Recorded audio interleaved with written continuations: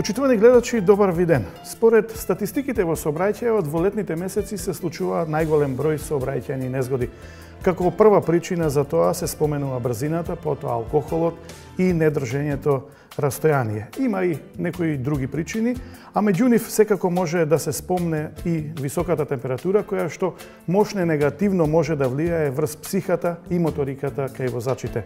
Следете не и за ова ќе да знаете нешто повеќе. Професоре Кочубовски, кои се активностите на Институтот за јавно здравје во овој летен период? Институтот за јавно здравје има, по програмата за јавно здравје има една од задачите да укажува или да врши превентивни активности за превенција од штетни здравствени ефекти во, например, за време на топлотни бранови или за време на високи температури. Во акцијниот план има една табела која е со праговни температури за 6 региона во државата и за повеќе градови кои се составени дел на тие региони. Например, Скопје припаѓа на еден регион, Гевгелија на друг сосема. Например, Беровскиот крај на трет регион. Таму се многу пониски тие праговни температури.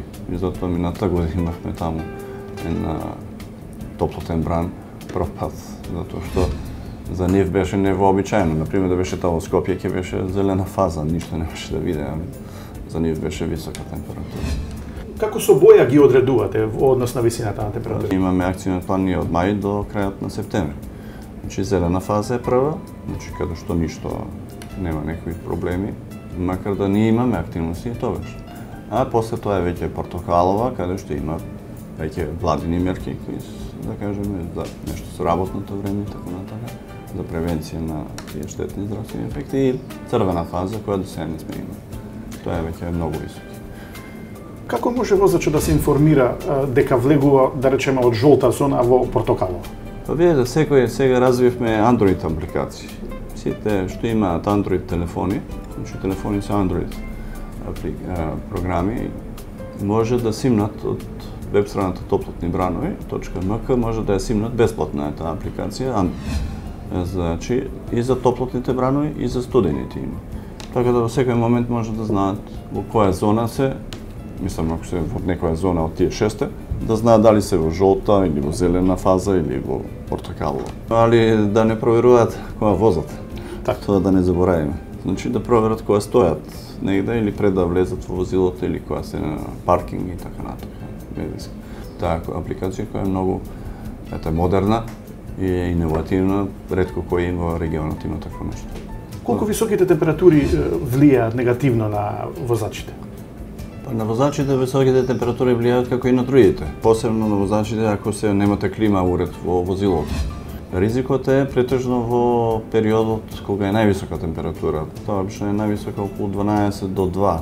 Така да, ако немате клима, ако морате подолго време, не е баш пријатно. Нормално тоа што треба да се проветрува прозорите, да има промаја малце и кога стоите или кога ќе заминете од возилото, никогаш да не оставате дали дете или некоја особа со вас што е постара, дете мало затоа што има недоразвиен систем за терморегулација, а старите затоа што има веќе, да кажеме, намален систем за терморегулација, плюс имаат некои хронични заболувања, па пијат лекови, подобро е да се излезе надвор и да се чека него и во сенка, каде што има пониска температура и каде што има и вода за да се разлади, а не да седи во автомобил.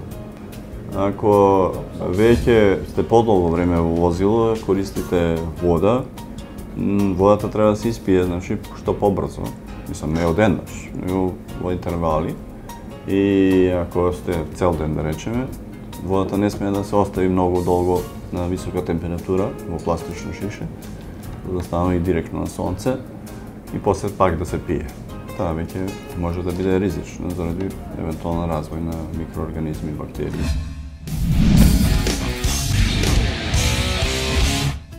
Добар ден.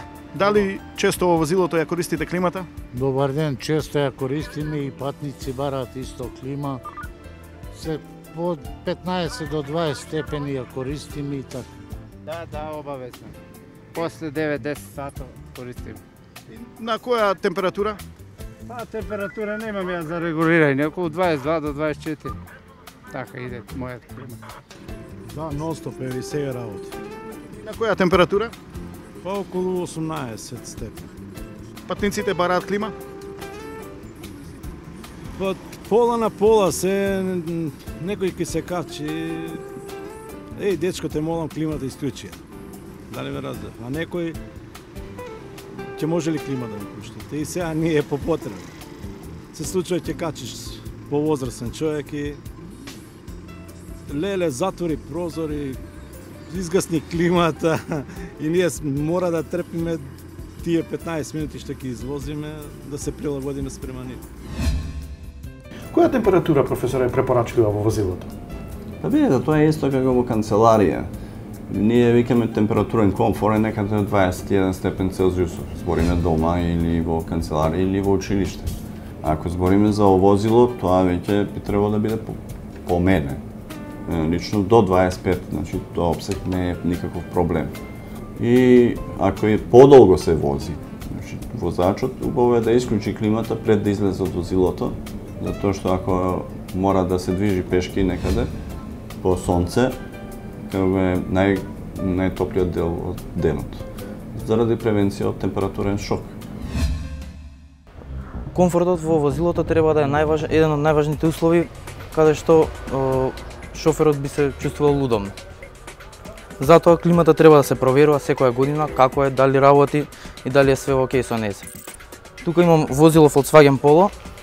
Треба да се види што е проблемот со него. Разладниот уред не му работи, односно клима уредот, што би се рекло народски. Ќе ги прикачаме джековите за проверка на системот. Според инструментите гледаме дека возилото нема фреон. Двата се на нула.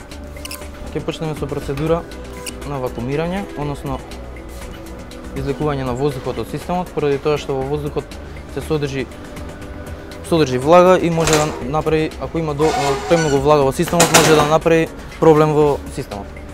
Ово возило собира 550 грама фреон. Вакуумирањето почна.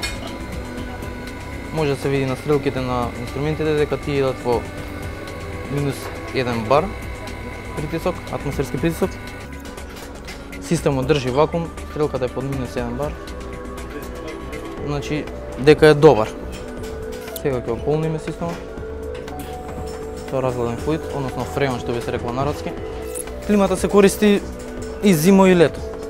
Значи зимно време треба да се уклучи барем еднаш неделно, да поработи по 10 минути, а и многу луѓе не знаат дека во зимскиот период кога ќе им се замагла стаклата на возилото, со самото пуштање на климата, тие се одмаглуваат за рок од 2 секунди до 3.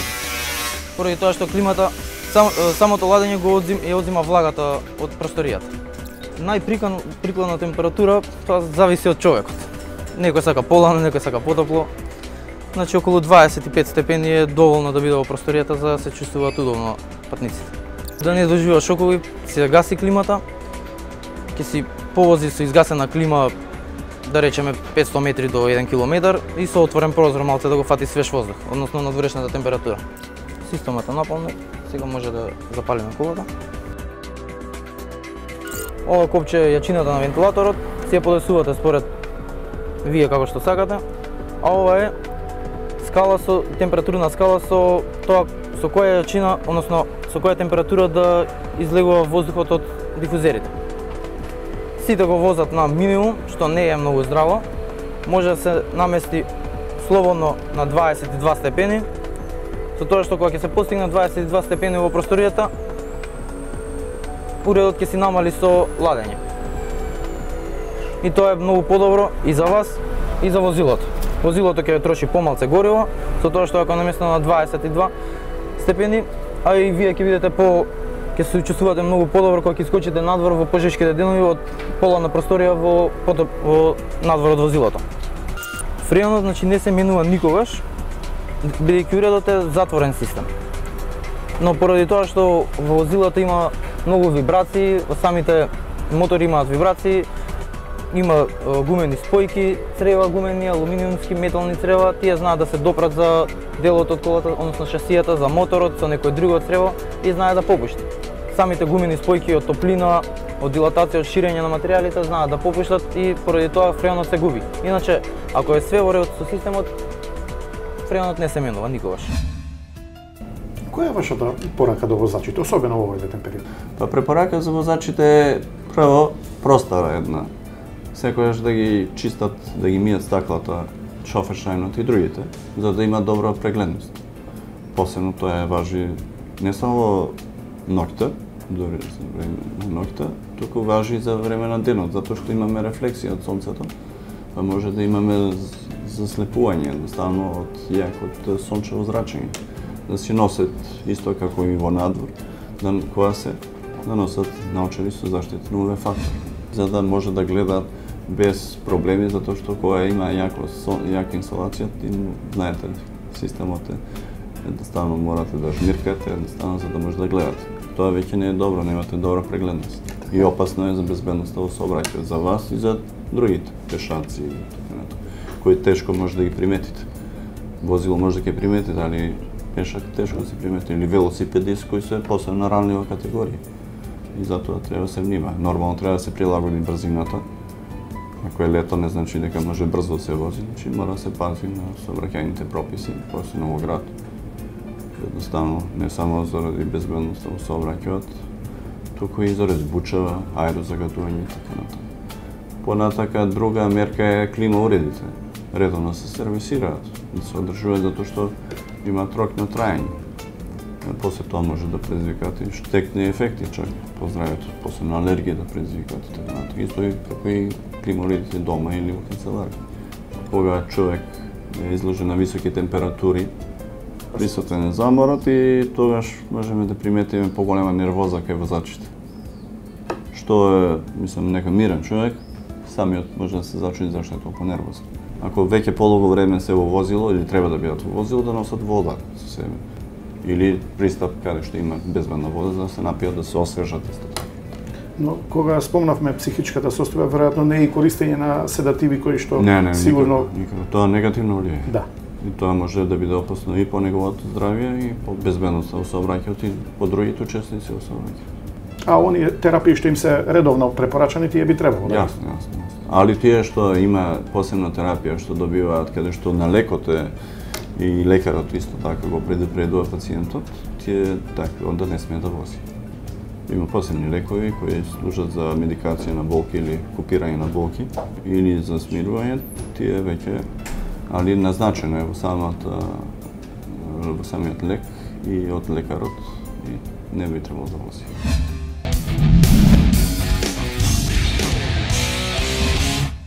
Републичкиот совет за безбедност на сообраќајот на патиштата и ова лето се грижи да има што помалку жртви во сообраќајот на патиштата и во таа насока во рамките на летната кампања која што ќе спроведува, особено внимание ќе посвети на странците, туристи кои транзитираат низ Република Македонија. Во оваа насока особено сакаме да кажеме дека и препорачаме до странците и сите оние кои што транзитираат или кои што наши граѓани сакаат да патуваат во странство, тоа да го прават планирано, со повремени одмори, да не се заморуваат и да го прават во раните утрински часови, да не биде тоа на изложени, да не бидат на сонце подолги часови, подолго време, затоа што како што влие алкохолот на рефлексите, така и заморот исто така влие дури и посилно од алкохолот на рефлексите за возење и управување, на способноста на возачите за управување со возилата. Во оваа насока Републичкиот совет во рамките на соработката со Агенцијата за безбедност на патиштата на Република Србија испрати една препорака, општа препорака за граѓаните од Република Србија кои транзитираат низ Република Македонија на коридорот 10 за време на туристичката сезона, а особено во раните утрински часови, почесто да се одмарат и да прават паузи, бидејќи има зачестена појава истите да учествуваат во сообраќајни незгоди со тешки или фатални последици поради замор или поспаност. Оваа појава е присутна на потекот од Велес до Демиркапија, Гевгелија во временски период од 4:30 наутро до 10 часот.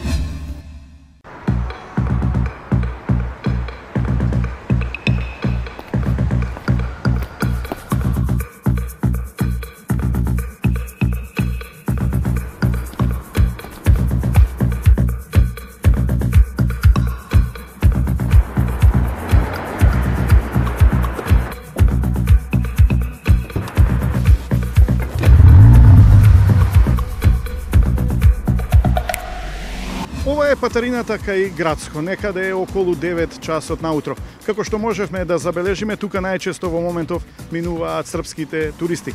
Кога сме кај српските туристи, нашето Министерство за внатрешни работи направило анализа дека делницата од Велес до Демиркапија во периодот од 4 часот наутро па се до 10 е најопасна токму за српските туристи, особено за оние кои не одморале, бидејќи токму на овој дел од патот ги совладува заморот. За оваа анализа ги информирале и своите колеги од Министерството за внатрешни работи на Република Србија.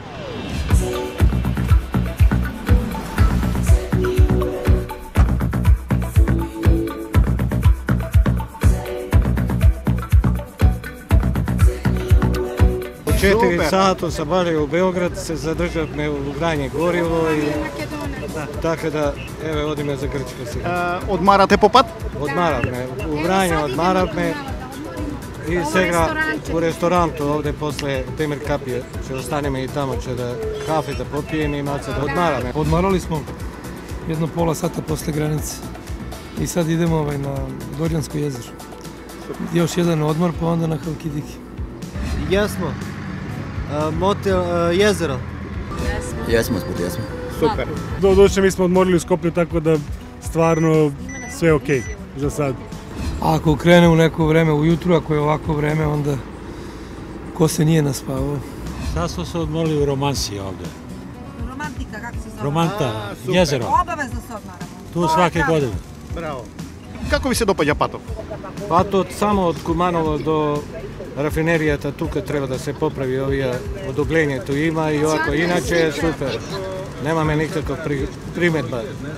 Дали знаете со која брзина треба да се вози по автопат? Па знам 100 до 120, 100 ограничењето, ја возам 90, 95 и така да е супер. Odličan put je dobar, odlično, nema gužve, divota. Ćao, sve najbolje. Sve najdobro. Ćao. Ajde. Ćao. Ćao.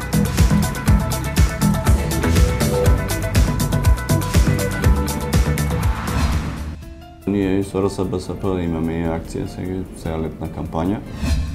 Во рамките на традиционалната летна кампања за безбедност на сообраќајот на патиштата, која што заедно ја изведуваат Републичкиот совет за безбедност на сообраќајот на патиштата и Министерството за внатрешни работи, оваа година ќе имаме повеќе акции. Првата се однесува на младите и алкохолот. Поточно да ја подигнеме јавната свест за неконсумирање на алкохол пред и за време на возење. За таа цел се изработени летоци, кои што ќе бидат делени од страна на сообраќајната полиција и по сите места каде што навечер излегуваат младите. На летоците пишува: алкохолот и воланот најлоша комбинација. Алкохолот ги забавува вашите рефлекси, ги забавува вашите сетила и го лаже вашиот ум дека е способен за брзи и прецизни реакции. Затоа и на овие летоци ставивме една многу кратка и ефикасна фактографија што се случува кога пиете алкохол. Вели, алкохолот делува како седатив на централниот нервен систем. 20% од испиениот алкохол веднаш се абсорбира во крвта, која го пренесува директно во мозокот. Под дејство на алкохолот, мозокот ги забавува сите активности. Останатите 80% се абсорбираат во крвта преку гастроинтестиналниот тракт. Алкохолот влегува во крвта толку брзо, што само неколку моменти по консумирањето може да се пронајде во сите ткива, органи и секрети на нашето тело. Наброени се така неколку работи, стајана е основната работа во однос на алкохолот и воланот. Доколку консумирате алкохол, немојте да управувате со возило. А доколку управувате со возило, немојте да консумирате алкохол. Почитувањето на овој едноставен совет може да спаси на вистина многу животи. Каде се ќе бидат дистрибуирани овие летоци? Ќе бидат дистрибуирани низ цела Македонија. Како што веќе реков, полицијата ќе има навистина интензивни проверки и таа самата ќе ги дели на сите возачи кои што ќе ги затекне и ќе ги проверува воедно дали се под дејство на алкохол. Имате ли други фази во кампањата? Да, веќе е најавено за една недела ќе започне кампањата за странци, со кои што на сите странци кои што транзитираат или се како туристи дојдени во нашата земја, ќе им се поделат летоци на англиски јазик, на кој што им се посакува добре дојде, се подсетуваат да го врзат појасот, да ги почитуваат сообраќајните правила и прописи, дека мораат да возат со запалени средни светла и од другата страна на летокот исто е напишано неколку практични совети дека дел од нашите автопатишта се под реконструкција, значи да обрнат особено внимание на тие делници, дека во случај да бидат казнети, да треба да платат глоба, ако се погоди викенд каде единствено тоа можат да го сторат и дека доколку направат потежок сообраќаен прекршок ќе бидат изведени пред суд по кратка постапка. Целта на овие летоци е да ги информираме дека навистина би требало да ги почитуваат законите и прописите во оваа држава и да избегнат секакви компликации со некакви прекршоци и плаќање на казни. Да се надеваме дека ќе имаме мирно лето. Да се надеваме, да се надеваме.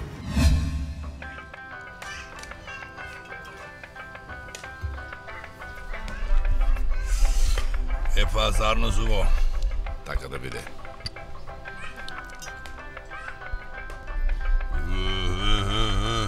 Полека, бе. Като треба да возиш, кој ќе ги враќа назад? Така бе, ќе возам. Што мислиш ти? Да не мислиш жена ми ќе ме вози, бе? Па што? Мене жена ми ме вози. Па што ми фали?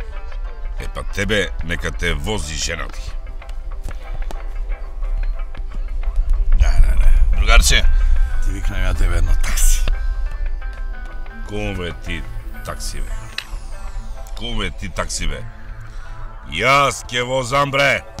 И точка! Добро да, нема да се љутиме за ситници.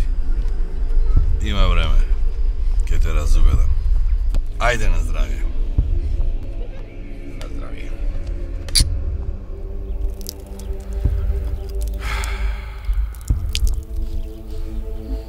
Нека ти е лесна земјата. Другар мој. А ти зборев. Не ме послуша. Не вози кога конзумираш алкохол. Ја загрозуваш својата и безбедноста на другите.